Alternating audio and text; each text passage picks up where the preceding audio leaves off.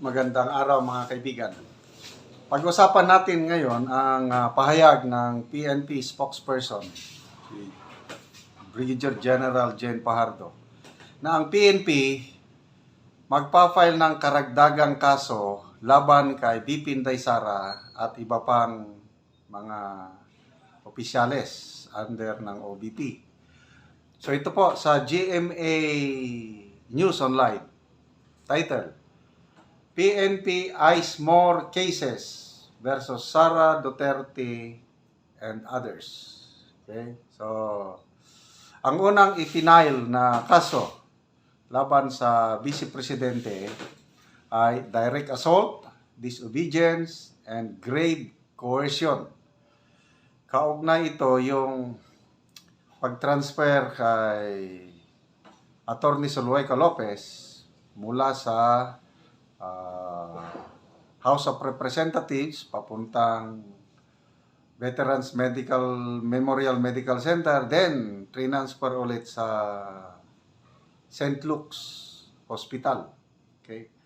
So, ang mga unang na-file na ng kaso is si BP Sara, yung head ng security ng OBP na si Colonel Raymond Dante Lachica. Sila na ang unang napailan ng kaso. So, ito ang pahayag ni General Fajardo.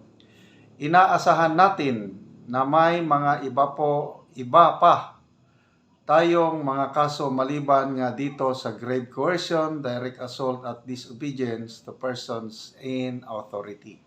Yan ang pahayag ng spokesperson ng PNP sa Super Radio DCBB interview, ano? Okay, so, hindi naman idinitalye ni General Fajardo anong mga kaso pa ang hinahanda nga i-file kay BP Inday Sara. Okay. So, ang Office of the Vice President wala pa ring pahayag tungkol nito. Itong balitang ito. Okay, so nag-ugat lahat ito nung pag-transfer ba kasi mula sa House of Representatives ang expected na pagdadalhan is doon sa St. Luke's Hospital kasi yun ang gusto ng relatives ni Atty. Zulueta, yun ang gusto ng nanay. Kaya lang nagtaka ang grupo ni BP Sara dahil diniretso naman sila sa Veterans Memorial Medical Center. So from there, gumawa ng paraan ang Vice Presidente, tinulungan ng kanyang mga security na mailipat si Atty. Zulueta sa St. Luke's Hospital gamit ang private ambulance. So, diyan na po nag-ugat itong kaso-kaso ngayon. Okay?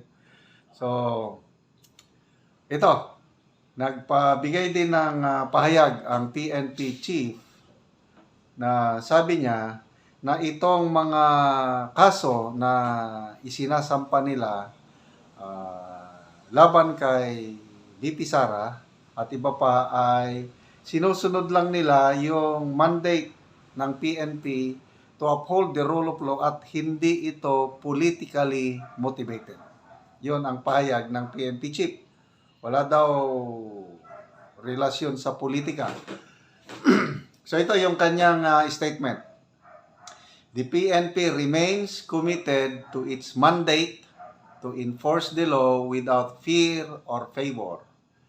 The filing of cases against any individual, regardless of status or political affiliation, is a reflection of our duty to the Constitution and the Filipino people.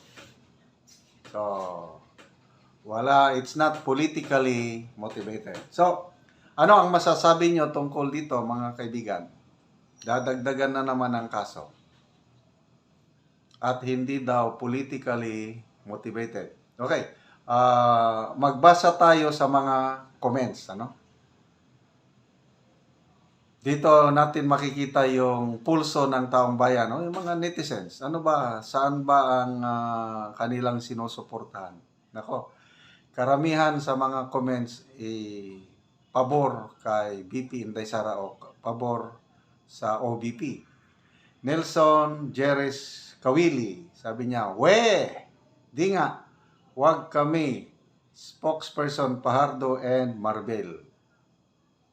Isel Bachika Abatayaw, sabi niya, Duterte ra gihapon mi oy. Bisaya ito. Mark Arbulario Hardilisa, ahay, na-hurt good ang PNP, ahay. Nasaktan. Okay, so tingnan natin yung ibang mga remarks.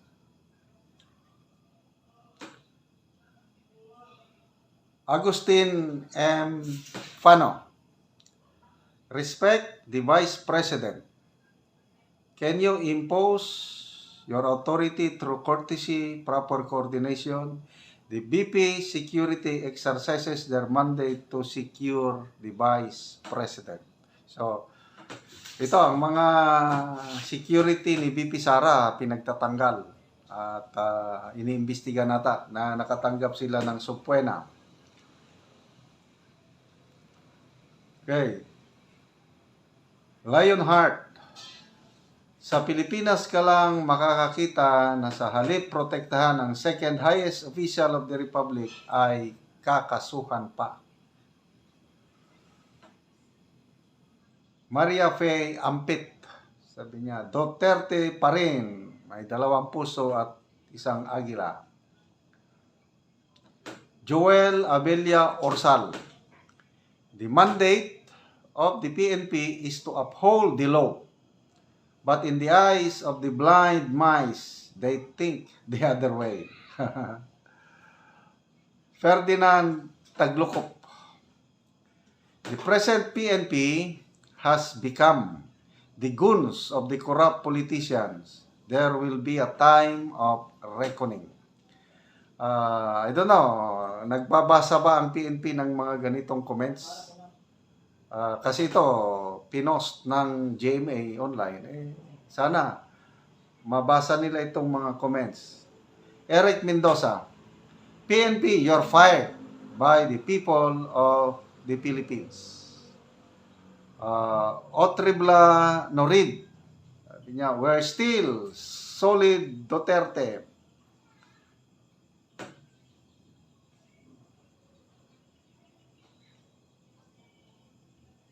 Rosel M. Trust, sabi niya, pasalamat kayo PNP kung di naging presidente sa Tatay Diggs, di mapataasan ang sahod nyo. Ito, naningil na ito. GM Lerio, igalang nyo ang Vice President. Frelen Galope, sabi niya, paghilom. Bisaya yan, tumahimik. Robins Forte, number 1 talaga to GMA pasabong. Di dapat ang PNP madato nila protection at mga public servant at taong bayan. Again siya sa GMA. Romeo Coveras Flores, in response ito sa sabi ni General Marbel na not politically motivated. Not politically motivated kuno, hindi kami bulag. Masyadong personalan na yung nangyayari sa ating bansa ngayon. Joniver Albarin, hilom oy, gasiga raman ng mata nimo. Basig unsaon ninyo, di na ninyo kaya. Maayo pag musuyop na lang, nigsan mo aron, ma-extend na sad ang inyong plano. Kay mao mana inyo ha, nakakita og gigamit. So, medyo Bisaya. Basta, against siya sa PNP. Otak Talipanol, sabi niya, nakakalungkot na ang PNP ngayon. JC Lumukwas, malaki yata natanggap ng mga lispo ayuda kay Tambaloslos. Anyway, basta halos 99% sa mga comments is against sa PNP at pabor dito kay VP Inday Sara. So, abogado man ang VP, labanan na ito ng mga kaso. Hindi naman siya natatakot, handa niyang harapin ito. So, bring it on. Kung sasagutin pa ni VP Sara ito, sabi niya, bring it on. Harapin ko kayo sa piskalya at sa korte.